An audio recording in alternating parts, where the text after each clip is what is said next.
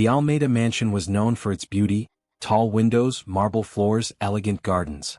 But beneath that beauty lived something no visitor could see, the silence that had taken over the home. Leonardo Almeida walked through the hallways every morning, hearing only the soft echo of his footsteps. For 3 years, ever since his wife passed away, silence had been his closest companion. But the silence grew heavier when it belonged to his children. Matteo and Lucas were only 3 years old, full of energy, curiosity, and emotions they could not express through sound. They were both deaf, living in a world without voices, without music, without the comfort of words. Leonardo tried to communicate through gestures and signs he had learned, but the twins rarely responded. Their tiny hands pushed his away, frustrated and confused. Every day he watched them drift a little further from him. Then came the new maid, Sofia Alvarez. Her arrival seemed ordinary: polite smile, calm presence, soft voice, steady steps.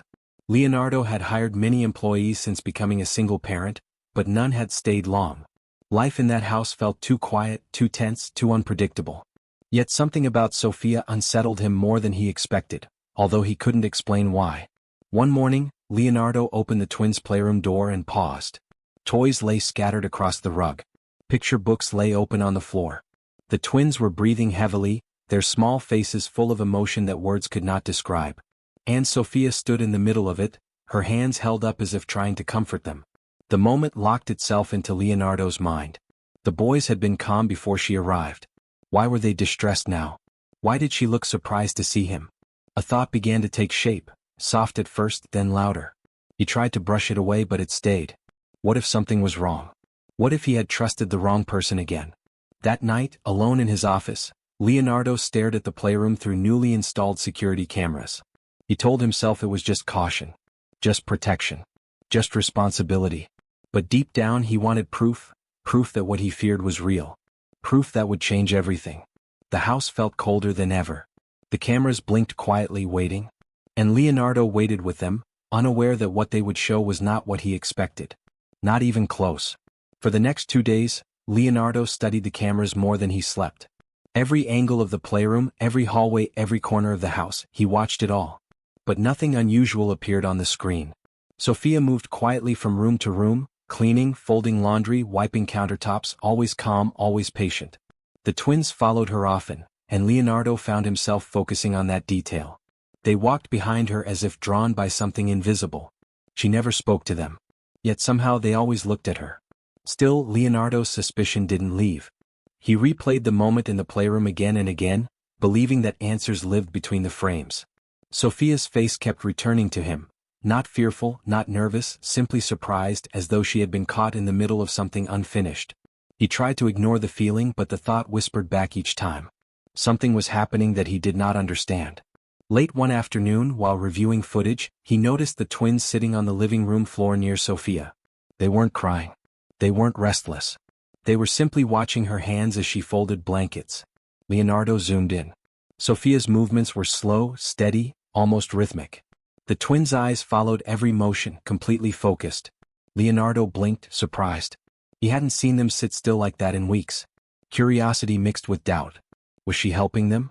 Or was she changing them in some way he couldn't see? Leonardo leaned back, running a hand over his face, remembering a conversation from months ago. A therapist had warned him that the twins needed emotional connection more than structure. But he never knew how to provide that. All he knew was routine, timetables, and order, things his late wife used to soften with warmth. He watched longer. Sofia placed 2 small wooden blocks in front of the twins. She tapped the table gently, her movements subtle. The twins mirrored her motion almost perfectly. Not a sound came from their hands, yet the moment felt loud. Something stirred in Leonardo's chest, hope or worry he couldn't tell. That night he couldn't sleep. He stared at the ceiling, thinking about what he had seen. Why were the twins calmer with her? Why did they give her their full attention? And most importantly, why didn't they look at him the same way? Morning sunlight entered the room as Leonardo sat up, determined. He told himself he would watch one more day. One more chance to find out the truth. He walked to the office, turned on the screens and waited. But he wasn't expecting what happened next. The twins did something he had never seen before. They reached for Sofia's hand, and she paused, smiling softly as if sharing a secret. Leonardo froze, heart beating faster. The story unfolding before him was changing, and he wasn't sure if he was ready to understand why.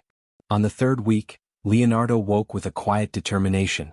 He felt both nervous and curious, as if something important was waiting just beyond his understanding. He turned on the monitors before the sun had even risen. The house was still, the twins still asleep, but his mind was wide awake. He sipped coffee slowly, eyes fixed on the screens, waiting to find answers. Around mid-morning, he noticed Sophia carrying a small cloth bag he had never seen before. She placed it gently on the living room floor and sat across from the twins. The boys looked at her with wide, curious eyes. Their usual restlessness seemed to disappear the moment she entered the room. Leonardo leaned closer to the screen. Sophia opened the bag and pulled out several objects: soft fabric squares, small colorful balls, and smooth wooden shapes. None of it made noise. Yet the twins reached forward excitedly, as though they understood exactly what was happening. Sophia arranged the objects in a row and began tapping the floor with her fingertips, slowly, rhythmically, patiently. The twins tapped back. First one beat, then another. Their movements matched hers, not by sound but by sight and timing. Leonardo felt a shift inside him, something warm and unfamiliar. It wasn't confusion anymore. It was wonder. As the twins played, Sophia raised her hands and formed shapes in the air. Simple motions. Open palms, curled fingers, small gestures that repeated like gentle patterns. The boys copied each motion with astonishing attention. Leonardo blinked, startled. He recognized the concept. It wasn't standard sign language. It was something else, more instinctive, more creative. Sophia wasn't just caring for them. She was communicating with them in a language built from touch, timing, and trust. For the first time since installing the cameras, Leonardo smiled a little. He hadn't expected the twins to respond this way. They looked calm, focused, even joyful. But the smile faded when another thought returned. Why hadn't Sophia said anything? Why keep this secret method hidden? Why not tell him with words instead of letting him find it alone through a screen? He watched the rest of the afternoon unfold. The twins began arranging the objects by size and color, following Sophia's signs. When they finished, the boys clapped silently, cheeks lifted in excitement. Sophia nodded proudly. There was no pity in her expression, only encouragement. Leonardo leaned back slowly, the room around him blurring. For the first time in months, the house didn't feel empty. It felt alive. Still, a question pressed firmly in his thoughts. If the twins could respond so beautifully to Sophia, why had they struggled so much before? What made her different? And then another thought, even deeper, began forming. How did she know exactly what they needed? The answer, he suspected, was somewhere in her past. Somewhere she hadn't shared. And he was about to find out. Leonardo couldn't ignore the questions anymore. On the fourth evening, after the twins had fallen asleep, he sat alone in his office watching the monitors once again. The house was quiet, but his thoughts were loud. He replayed moments of Sophia sitting with the twins, guiding them, calming them, teaching them through gestures that felt more like intuition than training. It was beautiful, but it was also mysterious. He needed to understand how she knew what to do and why she never mentioned any of it. The next morning, instead of watching from a distance, Leonardo walked into the living room earlier than usual. He found Sophia helping the boys stack colorful wooden blocks. Matteo and Lucas were focused, calm, their tiny hands steady. The scene felt peaceful, almost magical, and for a moment Leonardo hesitated. But curiosity pushed him forward. Before he could ask anything, the twins looked up at him and smiled, softly, shyly, but genuinely. It was the first time they had ever smiled like that when he entered the room. Something shifted inside him. A warmth he didn't know he was missing. The twins reached toward him, each holding a block as if inviting him to join. Leonardo knelt beside them, overwhelmed. Sophia quietly handed him another block, her expression gentle. There were no words, but somehow it felt like the beginning of something important. Still, the unanswered questions lingered. Later in the day, while the twins napped, Leonardo asked Sophia how she had learned to communicate so well with children who could not hear. She paused before responding, her eyes drifting to the window as though remembering something far away. She explained that she once worked in a community where children used a mix of gestures and touch to connect when spoken language wasn't enough. It wasn't a formal method. It was simply what worked. Leonardo listened closely, but noticed something unusual in her tone. Kindness mixed with caution, as if she had more to say but wasn't ready. He wanted to ask further, yet something in her expression invited patience instead of pressure. That night, he returned to the screens, expecting to see the same gentle exercises as before. But what he saw instead was different. Sophia was sitting alone in the playroom, eyes closed, her hands moving in slow, patient gestures, practicing, preparing, almost rehearsing. Leonardo leaned in, confused. She wasn't just guiding the twins. She was growing right alongside them.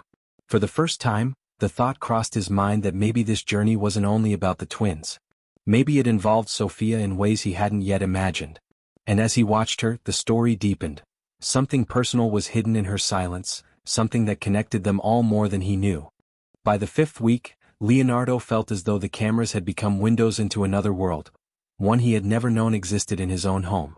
Each recording showed the twins growing calmer, more confident, more connected. Yet the mystery surrounding Sophia only grew deeper. Every time she looked at the children, there was something in her eyes, a tenderness that felt familiar but unexplained. Leonardo found himself wondering if she saw more in the twins than he could. One afternoon, something unexpected happened.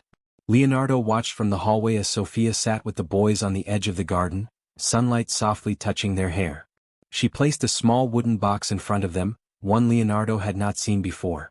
When she opened it, the twins leaned closer, captivated. Inside were tiny colored tiles, each carved with a simple symbol. Sophia laid them out on the grass, then pointed gently to one with an image of a tree. The boys touched it, then pointed toward the real trees beside them. Leonardo stood frozen. It wasn't just a learning activity. It was meaning, connection, understanding. The boys were beginning to link symbols with the world around them. Their eyes were bright, curious, no longer clouded with frustration. He suddenly felt something he hadn't felt in years: hope. Later that evening, he gathered the courage to speak with Sophia again. Before he could ask anything, she softly mentioned that she would like more time with the twins each day, if he felt comfortable. Her voice was gentle, confident, but her hands trembled slightly, revealing nerves she didn't show before. Leonardo hesitated, not from doubt, but from a realization he hadn't expected. He trusted her. That night, the cameras captured something remarkable.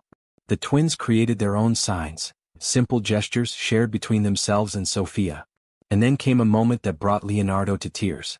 Lucas tapped his chest twice, shaped his hands in a curve, and pointed toward Sophia. Matteo copied him. Sophia smiled with a quiet joy, clearly understanding what the gesture meant. Family. Leonardo replayed the clip over and over, breath catching each time.